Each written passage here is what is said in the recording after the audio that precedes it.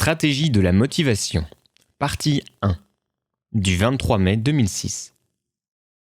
Régulièrement, les jugements et analyses que nous portons sur les autres ou nous-mêmes identifient ce qui semble être une lacune fondamentale, une défaillance apparente de la volonté de l'individu. Le manque de motivation. Le désir de se changer soi-même ou d'aider l'autre à changer par l'apprentissage de nouveaux savoirs ou techniques se heurte à des résistances. Les enseignants sont parfois déçus de voir leurs élèves stagner alors qu'ils ont le sentiment de donner le meilleur d'eux-mêmes. Des athlètes, désireux d'améliorer leur performance, ne peuvent que constater l'échec de leurs efforts pour progresser. Des parents s'inquiètent de voir leurs enfants se désintéresser de l'école. Dans de nombreux domaines, sportifs, professionnels, sentimentaux, nous constatons souvent, et amèrement, notre propre manque de motivation pour accomplir une tâche. Qu'est-ce qui génère ce manque de motivation ? Peut-on considérer que les personnes non motivées sont naturellement inaptes ?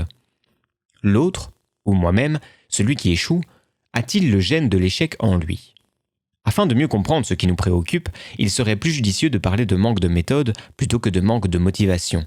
Car, comme nous allons le voir, la méthode crée la motivation. Ceux qui agissent avec succès ont élaboré, consciemment ou non, une méthode efficace. Il faut en effet établir une stratégie pour toute tentative d'amélioration dans un domaine de notre existence qui a de l'importance pour nous. Mais comment établir une stratégie efficace ? Comment faire pour tenir bon, rester motivé face aux difficultés, à l'ennui ? Qu'est-ce qui fait qu'un enseignement porte rapidement des fruits ou échoue, peinant à faire progresser les élèves ?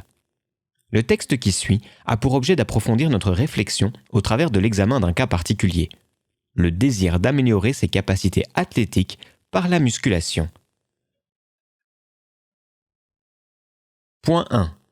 La résistance au changement. La psychologie a emprunté le terme homéostasie à la biologie afin de désigner la tendance naturelle de tout être vivant à vouloir atteindre un équilibre et à chercher, par tous les moyens, à le maintenir. Nous cherchons en permanence à nous réguler, à conserver un équilibre en sélectionnant les informations qui nous satisfont et en rejetant ou modifiant celles qui pourraient mettre en péril l'équilibre atteint. Chacun, bien entendu, est plus ou moins souple, plus ou moins capable d'accepter de nouvelles informations, que ce soit des données intellectuelles ou matérielles, environnementales, sans risquer de perdre son équilibre, sans risquer de se sentir angoissé. Le rejet, a priori, d'informations apparemment déstabilisantes, peut être nommé résistance au changement. Ce n'est pas en soi un défaut, une tare affectant seulement certains individus pusillanimes, mais une conséquence de notre condition d'animaux évolués. Nous passons des années à construire un semblant d'ordre à partir du chaos que nous offre le monde. Nous mettons celui-ci en forme, en fiche. Nous construisons une image stable du monde basée sur des certitudes invérifiables, des axiomes imposés parfois aux autres, des échelles de valeurs subjectives afin de se sentir à l'aise, afin de diminuer l'angoisse devant le hasard et la nécessité. Or, tout nouvel apprentissage, en explorant un univers inconnu, demande de remettre en question l'image que l'on a de soi-même et du monde. Une nouvelle pratique, simple divertissement au début, devient rapidement une exigence, celle de repousser ses limites jusqu'à l'obtention du résultat désiré. Lorsque l'apprentissage est court, l'angoisse est faible. Les limites ne sont guère repoussées et le divertissement, le plaisir, obtenu est une compensation survenant rapidement. La période de stress est courte et donc acceptable. Mais, lorsqu'il faut, pour certaines activités comme la musculation, se remettre en question à chaque entraînement, la perte des repères peut s'inscrire en nous de manière permanente. Le sentiment de contrôle s'atténue ou disparaît. Cela génère parfois une angoisse insupportable, bien que souvent inconsciente, et dans le meilleur des cas, la stagnation s'installe. On ne repousse plus ses limites. Dans le pire, l'entraînement cesse. L'angoisse naît lorsqu'on se retrouve dans une situation qui nous échappe et dont la gestion, c'est-à-dire reprendre le contrôle, demande de nouveaux et longs apprentissages. Autrement dit, lorsque la solution paraît lointaine, incertaine et au prix de grands efforts. Il est très difficile pour chacun d'entre nous d'accepter de rester dans une situation de déséquilibre pendant un temps indéterminé. L'idée d'une instabilité permanente entre en conflit avec notre besoin de certitude. On fournit habituellement aux pratiquants de musculation les bases, les différentes techniques et un programme débutant. Ensuite, c'est à lui de devenir son propre entraîneur, de s'improviser chercheur. Il doit alors faire face à l'incertitude quant à sa modification corporelle. Ne va-t-il pas faire beaucoup d'efforts pour rien ? Cette question le hante rapidement, dès que les résultats tardent à venir. Un effort physique régulier, sans perspective claire, il faut les redéfinir à chaque entraînement, génère vite de l'angoisse et, très logiquement, une baisse rapide de la motivation. Combien de pratiquants conservent leur envie après quelques mois? Combien ont de vrais résultats? Pour lutter contre le manque de motivation, on propose le training mental. Autrement dit, non seulement le pratiquant doit consacrer de longues heures à soulever des charges et à analyser son propre entraînement afin d'essayer de déterminer la direction à prendre, quelles techniques, quels exercices pour la prochaine fois, mais en plus, il doit passer du temps à regonfler sa motivation qui a une fâcheuse tendance à s'épuiser plus vite que les muscles. Nous avons donc 3 efforts importants à maintenir. L'entraînement physique, la recherche du meilleur entraînement à venir après chaque séance et l'entraînement mental. Gérer autant de paramètres sans certitude désarme souvent les meilleures volontés. Cela perturbe l'homéostasie et accentue la résistance au changement. Une surcharge dans l'apprentissage conduit généralement à un manque de motivation qui risque, avec le temps, de s'aggraver. Reste à déterminer, pour chaque élève, le palier où la charge acceptable devient une surcharge et où il a le sentiment qu'il ne contrôle plus la situation et qu'il ne saura pas davantage la contrôler à l'avenir.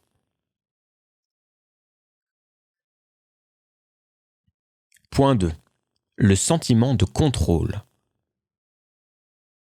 Citation.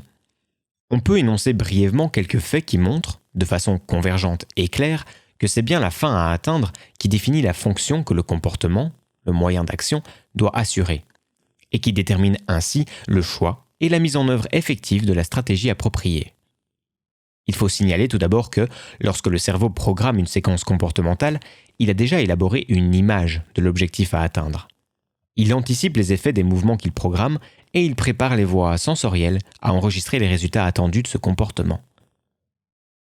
On peut ainsi enregistrer au sein du cerveau des activités neuronales qui sont étroitement liées à une certaine attente, ou à l'enregistrement de la satisfaction, ou au contraire de la non-satisfaction de cette attente.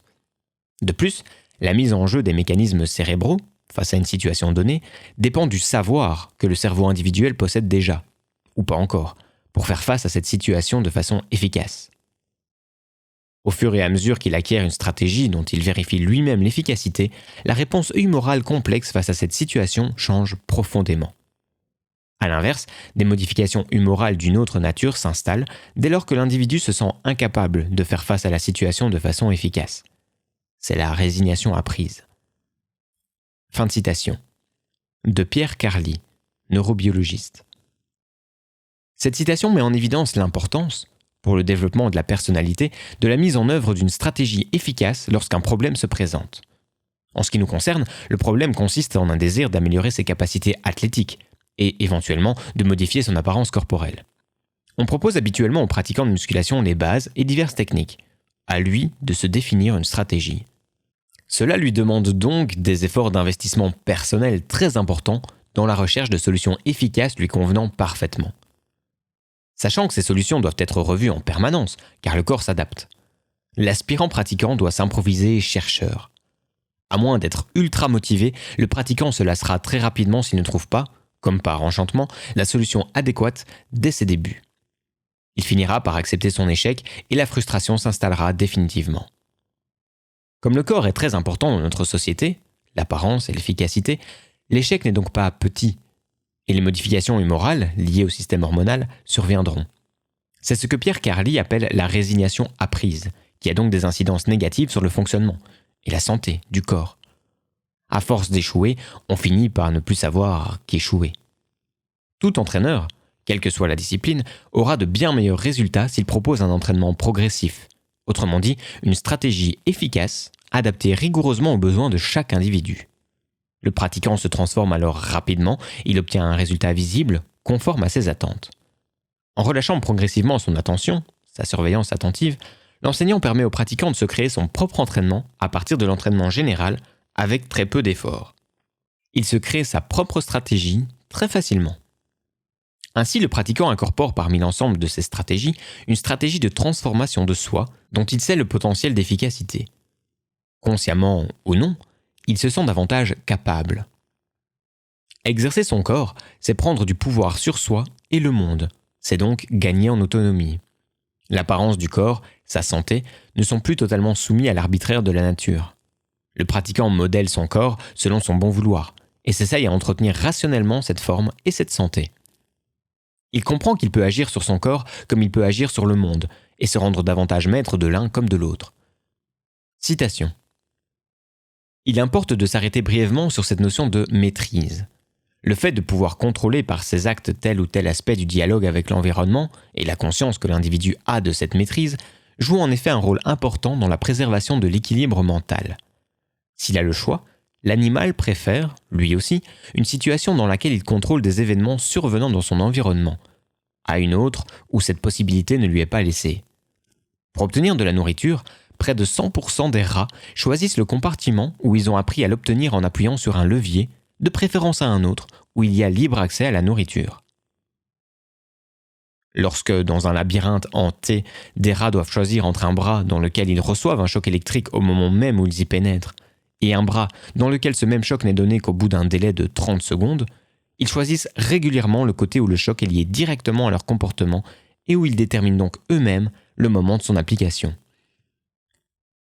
Ces observations, et un certain nombre d'autres, montrent que la signification affective de beaucoup de situations change du seul fait qu'elles sont contrôlables.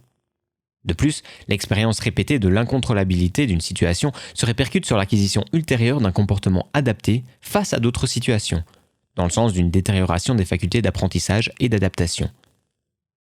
Quant au développement cognitif et affectif du nourrisson, on a progressivement mis l'accent non plus seulement sur la nécessité d'un environnement qui fournisse des stimulations nombreuses et variées, mais aussi sur l'importance des stimulations que le nourrisson maîtrise activement du fait qu'il les déclenche par son propre comportement. À cet égard, une série d'observations semble bien indiquer que des stimulations contrôlables et contrôlées ont pour effet de promouvoir le développement des facultés cognitives ainsi que l'exploration active de l'environnement, tout en créant des expériences positives sur le plan affectif. Fin de citation. De Pierre Carli. Réussite et sentiment de contrôle sont liés. L'efficacité d'une méthode dépendra donc de sa capacité à intégrer le sentiment de contrôle et à l'utiliser comme un outil. Il s'agira de satisfaire pleinement ce besoin naturel présent en tout être humain. Point 3. Construire une méthode. La construction d'une méthode doit avoir pour ambition de vaincre la résistance au changement du pratiquant, en développant le sentiment de contrôle. L'exemple de la musculation sert encore ici d'axe principal autour duquel s'organise notre réflexion et nos propositions. Point A. La résistance au changement. Comment se fait-il que dans notre société, où le corps est si important, c'est un média essentiel de l'affirmation de soi et de la séduction, si peu de personnes passent le cap de la transformation corporelle? Et comment se fait-il que dans le groupe de ceux qui passent à l'action, si peu arrivent à aboutir leurs projets? Qu'est-ce qui bloque ces hommes, pleins de désirs, qui n'hésitent pas d'ailleurs à accomplir d'importants efforts dans d'autres domaines? Le corps, c'est aussi la santé, l'énergie, la longévité, le bien-être. Qu'est-ce qui empêche donc tant d'hommes de faire le premier pas et de s'y tenir? Point B. Le sentiment de contrôle. Pour s'épanouir, un enfant doit non seulement être stimulé, mais on doit insister sur des stimulations qu'il peut lui-même contrôler. Chez les humains, comme chez les animaux, le sentiment de contrôle est à la base de l'équilibre psychologique. Moins un individu a l'impression de contrôler des aspects essentiels de son environnement et de sa relation au monde, plus il risque de sombrer dans la dépression. C'est aussi pour cela que beaucoup d'individus se restreignent à une somme d'expériences et de pensées limitées, qu'ils ont le sentiment de contrôler et se désintéressent de ce qu'ils ne peuvent contrôler, qui demanderait, pour l'être, de nouveaux apprentissages. Ce blocage évolutif, issu du besoin naturel de contrôle, nécessaire à la survie de l'individu, peut être appelé résistance au changement. La curiosité est étouffée par le besoin de sécurité. La plupart des individus refusent le changement qu'ils désirent pourtant. Ils se trouvent dans une situation paradoxale où la nouveauté éprouvée, l'entraînement, afin d'obtenir des résultats conformes à leurs désirs, les terrifie car elle échappe à leur contrôle. Afin d'échapper à une situation paradoxale, intenable car tiraillée entre deux contraires, ils préfèrent cesser l'entraînement et faire semblant d'ignorer cet échec. Modifier ses aptitudes physiques, c'est changer son esprit, car l'esprit et le corps sont étroitement imbriqués. On ne peut garder le même esprit avec un corps différent. Celui qui s'entraîne régulièrement acquiert de la volonté, un autre regard sur lui-même et sur les autres. Les modifications de nos capacités physiques entraînent des modifications psychologiques et l'aspirant pratiquant le pressent. C'est aussi ce qui lui fait peur. Il va devenir autre alors qu'il est habitué à ce qu'il est. Pour obtenir un sentiment de contrôle permettant à l'individu d'accepter son changement, il faut lier acte et contrôle. Cela peut sembler évident une fois expliqué, mais la plupart des individus n'y pensent jamais. Sinon, nous vivrions dans une société beaucoup plus dynamique. Pour sortir d'une situation plombante, dévalorisante, génératrice de souffrance, ou pour améliorer les performances du corps, il faut mettre en place une stratégie progressive où l'on accepte de ne faire chaque jour que ce qui est dans nos possibilités. En constructivisme, on appelle cela la politique des petits pas. Il ne faut pas viser un changement immédiat et radical, mais plutôt un effort renouvelé et contrôlable. Chacun doit mettre en place des outils de contrôle basés sur des critères définis avec rigueur. Il faut agir pour changer, mais cela ne se fait que progressivement, à l'aide d'outils de contrôle adaptés. Point C. Vaincre la résistance au changement en développant le sentiment de contrôle. La réussite en musculation, comme ailleurs, dépend moins des techniques employées que de questions motivationnelles. En général, on propose de traiter la motivation parallèlement à l'entraînement. Il s'agit d'entraîner sa volonté afin de tirer le meilleur parti des techniques proposées. Il faut se dire, au contraire, que dans toute méthode, les techniques doivent être subordonnées à l'élaboration de la motivation. C'est la construction même de la méthode, du cours, qui doit générer la motivation. Pour vaincre la résistance au changement, il faut que le pratiquant soit suffisamment motivé pour oser prendre le risque de se lancer dans l'inconnu en faisant un effort régulier. La motivation transforme le dépaysement exotique, on s'entraîne quelquefois et on laisse tomber, en volonté de persévérer dans l'effort. La motivation sera d'autant plus forte que le sentiment de contrôle sera important. Toute construction de méthode devra être réalisée dans le but de générer en permanence un sentiment de contrôle important chez celui qui sera amené à la suivre. Conclusion. Le changement exige une motivation, qu'elle soit intrinsèque ou extrinsèque. Une force qui produit le mouvement, l'élan vers un autre soi-même. Le désir ne suffit pas pour sortir d'une condition anatomique, sociale ou psychologique insatisfaisante. La motivation rend le pratiquant capable de naviguer d'une technique à l'autre, de sentir les limites de son entraînement et d'y remédier. La motivation n'est pas une force endormie, seulement potentielle, un simple désir, mais une force active, ayant prise sur les faits de manière continue. Pour créer et maintenir la motivation, il faut savoir construire une méthode qui permette une progression constante à chaque utilisateur en levant les obstacles à la progression grâce à l'utilisation rationnelle de techniques structurées afin d'élaborer la motivation. Cette méthode sera constituée d'outils permettant de modifier le comportement du pratiquant en instaurant une nouvelle image de soi compensant l'angoisse, liée à l'exploration des territoires neufs d'apparence aléatoire. Il s'agit de fournir aux pratiquants des satisfactions, au travers d'une réussite rapide, structurée grâce à des outils de contrôle très précis l'informant de chaque progrès. Voilà de quoi lui donner foi en lui-même, plus d'assurance et d'autonomie. Le rôle de l'enseignant, quelle que soit la discipline, est de donner au pratiquant le sentiment qu'il a du pouvoir. Il doit créer les conditions pour que ce sentiment se développe en chaque pratiquant. Être partenaire d'entraînement, c'est aussi être capable d'assumer la fonction d'enseignant auprès de l'autre. Enseigner, c'est développer sa capacité d'observation, construire différemment son attention en fonction des pratiquants. Il s'agit de s'appliquer à comprendre le fonctionnement de l'autre, de comprendre comment il apprend, comment il perçoit un exercice ou une technique, comment il perçoit l'objectif d'un cours. Il faut donc parler et écouter. Bien sûr, ce sera toujours l'action qui produira les changements, mais la parole est là pour guider l'action, pour produire l'action juste en tentant de générer le sentiment de contrôle de l'élève. Un élève se présentant volontairement à un cours cherche toujours à obtenir une maîtrise, à prendre de l'assurance. L'erreur serait alors de le mettre dans une situation qu'il aurait trop de mal à gérer, générant de l'angoisse à la place de l'assurance recherchée. Ces conclusions peuvent être appliquées à tout domaine nous intéressant afin d'y générer le succès.